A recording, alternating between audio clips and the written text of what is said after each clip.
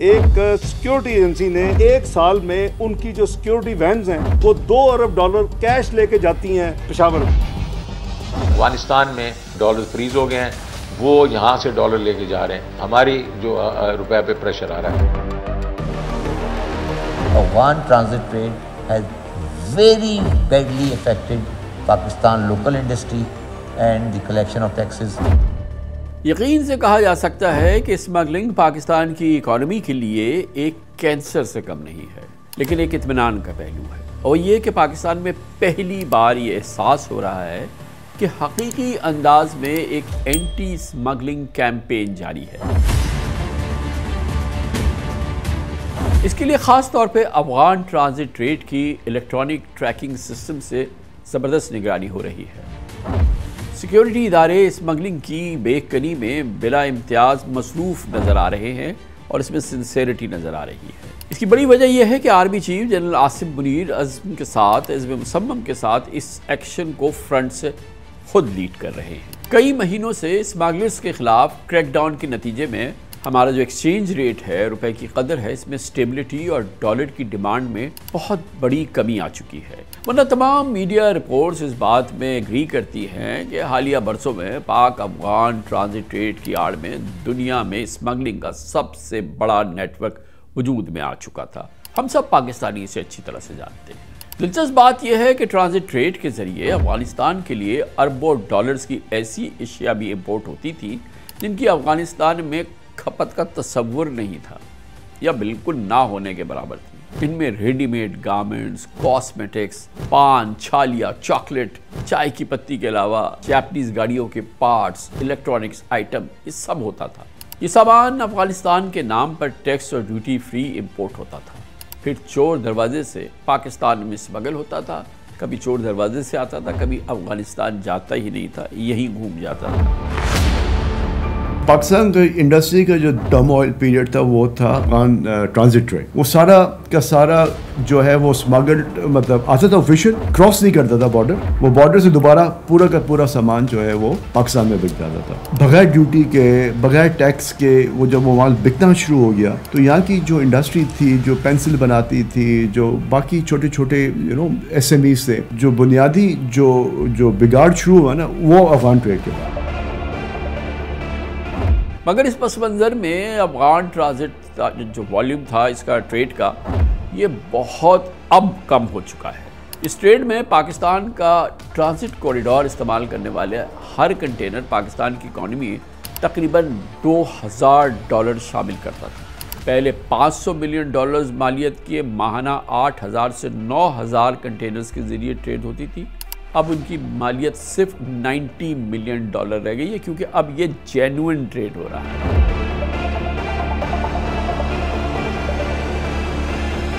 آن مائی radar میں آج اس معاملے کی جڑ تک پہنچنے کے لیے میں آگے چل کر آپ کو ڈیٹیل سے یہ بھی بتاؤں گا کہ پاک افغان ٹرانزٹ ٹریڈ کس نوعیت کی تجارت ہے، اس کا آغاز کب ہوا، کیسے ہوا، اس کی لیگل پوزیشن کیا ہے، اور ٹرانزٹ ٹریڈ سے اسلام آباد اور کابل کے کیا کیا اکنامک انٹرسٹ وابستہ ہے۔ لیکن یہ سب جاننے کے لیے آپ کو میرے ساتھ چند منٹ جڑے رہنا ہوگا۔ نقطہ کے ایسے اور نقطوں کے لیے subscribe now and hit the bell icon. پہلے یہ سمجھ لیں کہ افغان ٹرانزٹ ٹریڈ کی آڑ میں اسمگلنگ پر ریاست پاکستان جاگی کیسے ہوش میں آئی۔ دراصل فسکل ایئر 2022-23 میں اوپن مارکیٹ میں ڈالر 337 روپیز تک جا پہنچا تھا۔ اسٹیٹ بینک کے پاس ریزروز $3 بلین سے کم ہو چکے تھے۔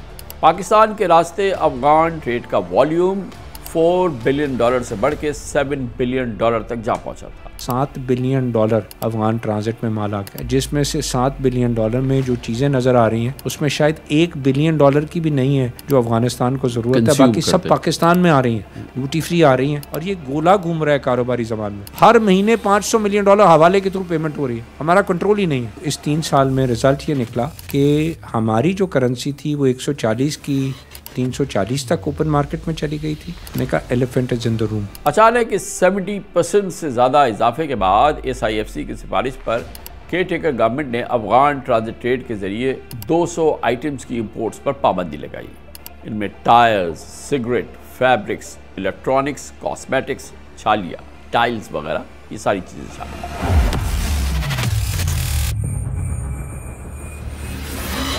केयरटेकर गवर्नमेंट ने स्मगलिंग को कंट्रोल करने का बेड़ा भी उठाया। फरवरी 2024 के इलेक्शन के बाद बनने वाली शहबाज शरीफ हुकूमत ने भी स्मगलिंग का इस नासूर को ख़त्म करने के लिए उसको कंटिन्यू किया। अब आपको अफगान ट्रांजिट ट्रेड का बैकग्राउंड देता हूँ। ये दरअसल ड्यूरन लाइन के दोनों तरफ पाकिस्तान और अफगानिस्तान में एक कमर्शियल कॉरिडोर का एग्रीमेंट है। अफगानिस्तान एक लैंडलॉक मुल्क है जिसकी कोई भी समंदरी सरहद नहीं है, उसके पास समंदर नहीं है।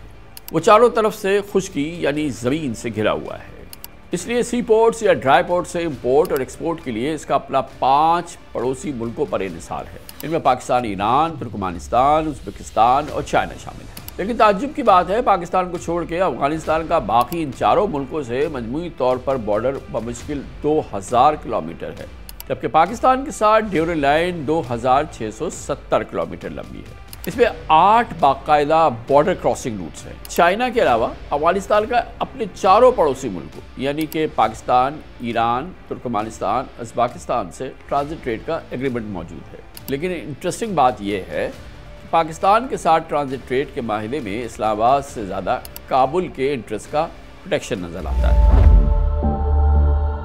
पाकिस्तान में गवर्नेंस की खामियों ने इन इंटरेस्ट पे कई गुना इजाफा कर दिया था, सब मिलके खाते थे। तारीखी एतबार से मार्च 1965 में जनरल अयूब खान के दौर में पाकिस्तान और अफगानिस्तान के दरमियान पहली बार ट्रांजिट ट्रेड का एग्रीमेंट हुआ था, जिसके तहत 2 ट्रेड कॉरिडोर्स बने थे।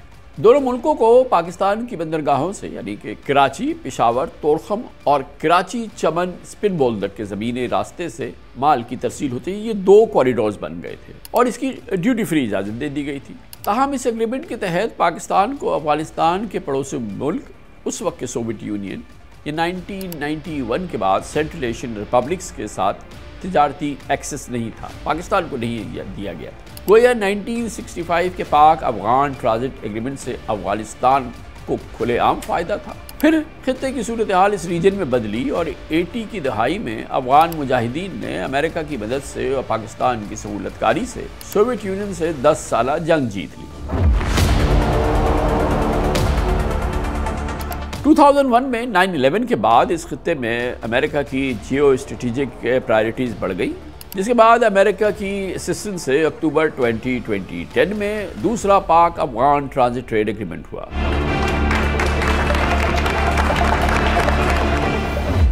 इस एग्रीमेंट ने 1965 के माहिदे को मजीद एक्सटेंड कर दिया। अब अफगानिस्तान को वाघा बॉर्डर के रास्ते इंडिया के साथ तिजारत की एक कंडीशनल इजाज़त भी मिल गई। अगरचे इंडिया को अफगानिस्तान में अपनी एक्सपोर्ट्स के लिए ट्रेड कॉरिडोर की इजाज़त नहीं मिली, लेकिन अफगानिस्तान को वाघा के रास्ते भारत तक सामान पहुंचाने की सहूलत दे दी गई। अफगानिस्तान को नए एग्रीमेंट के तहत कराची और पोर्ट कासिम के साथ गवादर पोर्ट के ज़रिए भी अपनी तिजारती अशिया के कंटेनर्स इंपोर्ट और एक्सपोर्ट करने की सहूलत पाकिस्तान ने दे दी। इस नए एग्रीमेंट के तहत अफगान ट्रांजिट ट्रेड के लिए तोरखम और चमन बॉर्डर के अलावा केपी में अंगूर अड्डा समेत 4 नए ट्रांजिट पॉइंट्स को भी शामिल कर दिया गया।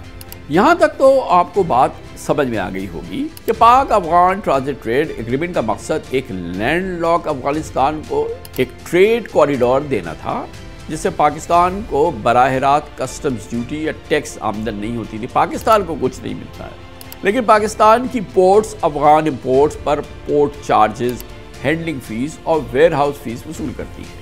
Pakistani transport companies, container services और क्लियरिंग एजेंट्स भी सर्विस चार्जेस लेते हैं। पाकिस्तानी मोटरवेज और हाईवेज पर चलने वाले ट्रक्स की फ्यूलिंग और टोल टैक्स से भी इनकम होती है। कंटेनर्स की इलेक्ट्रॉनिक ट्रैकिंग सिस्टम से मॉनिटरिंग की फीस भी ली जाती है। अब आप सोच रहे होंगे कि कई तरह से रेवेन्यू जनरेशन हो तो रही है और फी कंटेनर $2000 कमाने के बावजूद पाकिस्तान अफगान ट्रांजिट ट्रेड आखिर पाकिस्तान के बिजनेस और इकोनॉमी के लिए खतरा क्यों है? इसका जवाब यह है कि पाक अफगान ट्रांजिट ट्रेड की आड़ में स्मगलिंग की वजह से FBR की टैक्स इनकम को सैकड़ों हज़ारों खरब का नुकसान पहुंच रहा था। स्मगल शुदा अशिया पर क्योंकि ड्यूटी या टैक्स नहीं अदा होता था, इसलिए सस्ती स्मगल अशिया की वजह से पाकिस्तान की मकामी इंडस्ट्री तबाह बर्बाद हो गई। इनसे वाबस्ता लेबर अनएम्प्लॉयड हो गए। افغانستان اپنے لیے ٹیکسز اور ڈیوٹی فری اشیاء پاکستان کے ذریعے دنیا سے امپورٹ کرتا رہا، لیکن ان میں سے زیادہ تر تمام یہ اشیاء زیادہ تر اشیاء پاکستانی مارکیٹ میں بکتی رہی۔ ایسا بھی دیکھا گیا کہ جن اشیاء کی امپورٹس پر پابندی لگائی جاتی یا بجٹ میں ان پر ٹیکس اور ڈیوٹیز بڑھائی جاتی، وہی اشیاء افغان ٹریڈ کے ذریعے منگوائی جاتی اور اس کی امپورٹ میں اضافہ ہو جاتا۔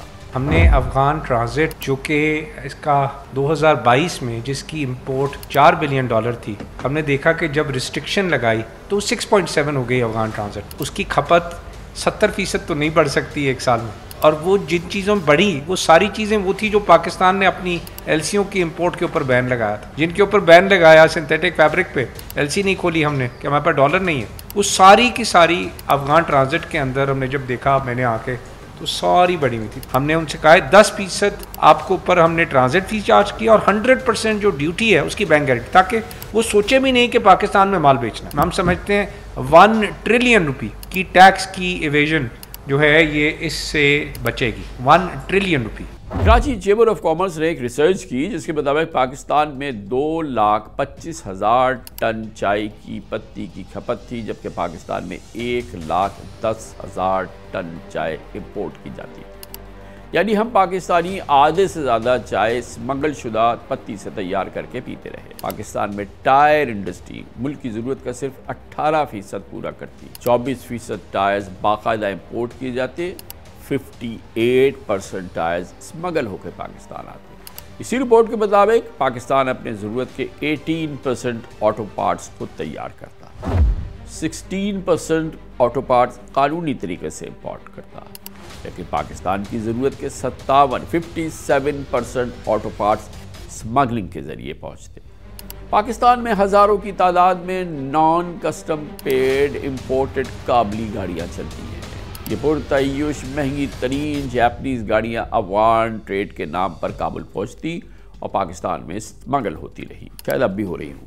تشویش کی بات یہ ہے کہ ان تمام غیر قانونی دھندوں میں ہنڈی یا حوالے کے ذریعے لین دین ہوتا، جس سے پاکستان کا بینکنگ سسٹم، پاکستان کا exchange rate, foreign exchange reserve شدید ترین پریشر میں رہتا۔ ڈیمانڈ اور سپلائی کے فرق کی وجہ سے ڈالر مہنگا ہو جاتا تھا۔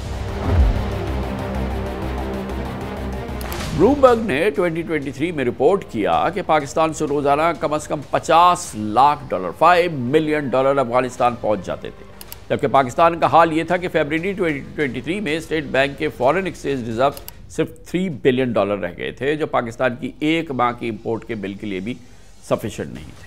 انٹر بینک اور اوپر مارکیٹ میں ڈالر کی قیمت کا فرق $24 تک پہنچ چکا تھا۔ پاکستان میں روپے کی تاریخی بے قدری یعنی ڈیپریسیشن اور ایکسچینج کی جو ہمارے ریزروز تھے اس کی کمی کی ایک اہم وجہ ہمیں بتائی گئی کہ ڈالر کی افغانستان اسمگلنگ ہو رہی ہے، غیر قانونی منتقلی ہو رہی ہے۔ ایک وقت تھا جب کراچی کی اوپن مارکیٹ سے 15 سے $20 مہنگا ڈالر پشاور میں ہاتھوں ہاتھ بک رہا تھا۔ پاکستان میں بوریوں میں بھر کر ڈالر اسمگل ہونے کے دعوے سامنے آ رہے تھے جو افغانستان جا رہے تھے۔ بہرحال دیر آیت درست آیت، پاکستان اپنے معاشی استحکام کے لیے ماضی کی غلطیاں سدھارنے کی اب کوشش کرتا نظر آ رہا ہے۔ ایف بی آر نے افغانستان کی امپورٹس کنسائنمنٹ کی اسکیننگ کے ذریعے مانیٹرنگ بڑھا دی ہے اور اب سختی ہے۔ گڈز ڈیکلریشن کے ساتھ بینک گارنٹی بھی اب لازمی قرار دے دی گئی ہے تاکہ افغانستان جانے والا سامان اگر اپنی ڈیسٹینیشن پر نہ پہنچے تو یہ بینک گارنٹی ضبط کر لی جائے یا کیش کروائی جا سکے۔ ان تمام ایکشنز کے بعد افغان ٹرانزٹ ٹریڈ پر کوئی بڑا اثر پڑا ہے، ٹھیک ٹھاک اثر پڑا ہے۔ دو باتیں ہیں۔ پہلی بات تو اس نے یہ کہا ہے کہ افغان ٹرانزٹ ٹریڈ میں جو ایک بیکار کی انشورنس گارنٹی ہوا کرتی تھی اسے ختم کر دیا گیا ہے اور اب اس کی جگہ بینک گارنٹی لی جائے گی، اور جو آئٹم لگژری کے اور کنزیومر کے آئٹم ہیں اس پہ 10% ہم افغان ٹرانزٹ کے اوپر پروسیسنگ فی لگائیں گے۔ میں یہ سمجھتا ہوں ذاتی طور پر کہ یہ جو قدم پاکستان کی گورنمنٹ نے اٹھایا ہے یہ پاکستان کی تقدیر تبدیل کرنے کے لیے بہت ضروری ہے۔ گزشتہ مالی سال افغان ٹرانزٹ ٹریڈ $2.8 بلین کی ہوئی جو اس سے پہلے $7 بلین کراس کر چکی تھی، لیکن یہ پوری صورتحال ایران اور بھارت کے مفاد میں جاتی نظر آ رہی ہے، جہاں چابہار بندرگاہ سے افغانستان کی جانب ٹرانزٹ کارگو میں اضافے کی اطلاعات ہے۔ ایرانی میڈیا رپورٹ کر رہا ہے کہ پاکستان کی طرف سے افغان ٹرانزٹ ریٹ پر عائد کردہ پابندیوں کی وجہ سے ایران کے راستے افغان کارگو ٹرانزٹ میں گزشتہ 6 ماہ کے دوران 8 ٹائمز کا اضافہ ہوا ہے۔ یہ تعداد اب 15,000 کنٹینرز تک پہنچ گئی ہے، یہ ایران میڈیا کا کہنا ہے۔ ازبکستان اور تاجکستان کی طرف سے ٹرانزٹ ریٹ میں بھی گریجولی اضافے کی خبریں ہیں۔ یہ ڈیولپمنٹ پاکستان کی بندرگاہوں، ٹرانسپورٹ کیریئرز اور مزدوروں کے لیے کاروبار کے نقصان کی ایک وجہ بن سکتی ہے۔ بہرحال ماہرین کا کہنا یہ ہے کہ بہتر پالیسی یہ ہوگی کہ پاکستان کے راستے افغان ٹرانزٹ ریٹ کی انکریجمنٹ رہے، مگر بہت سالڈ نگرانی ہو، فول پروف بارڈر کنٹرول ہو، تاکہ اسمگلنگ نہ ہو سکے۔ افغانستان کے لیے ٹریڈ ہوتی ہے، وہ ہوتی رہے۔